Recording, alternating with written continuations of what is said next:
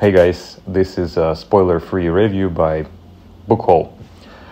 And I've recently finished off reading a book by Mitch Albom, which is called The Stranger in the Lifeboat.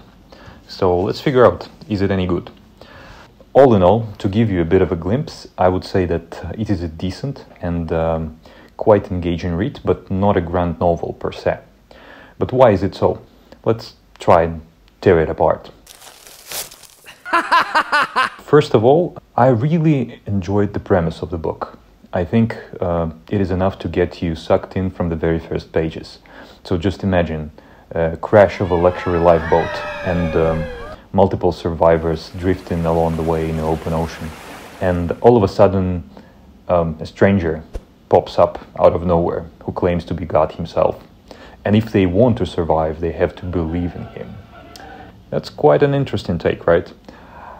Secondly, I really like the style. I think the language is pretty concise and clear, and the structure of the book is quite fresh as well, because author tries to play with various tenses. Some chapters of the book, they happen in real time, and some chapters of the book, they happen in the past, and there is an interplay between them. And the same goes for sceneries as well. Some of events happen on the sea, some of events happen on the land.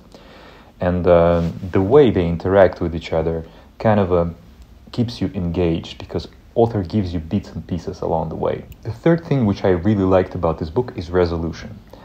Because part of this book is metaphor, part of this book is real-life events. Most of the authors, when they deal with such a sensitive subject as metaphor, they don't give you any resolution. They kind of put all the responsibility on the reader himself to figure out. But this book is not like that. It provides a clear resolution and a very fresh and I would say complex take on what belief means and what its application could be to real-life events. But there are some shortcomings of the book as well. The first one, and the kind of casts a shadow on the whole book, is the constrained space. So there is a feeling which kind of doesn't leave you along the way, because most of the events, they happen on a small raft and on a really small constrained island, with just a few characters in between. Even though there are a dozen of characters, most of them feel secondary, because the author doesn't give much insight into what their lives are, into what their motivations are, what is their conflict, and so on. So it's kind of a very superficial. And the main character, Benji, who is the person telling most of the story, his character's arc is a little bit sketchy. Well, you will get what I mean after reading the book. But all in all, would I recommend it? Well, I would. I would give it 6.5 out of 10 stars.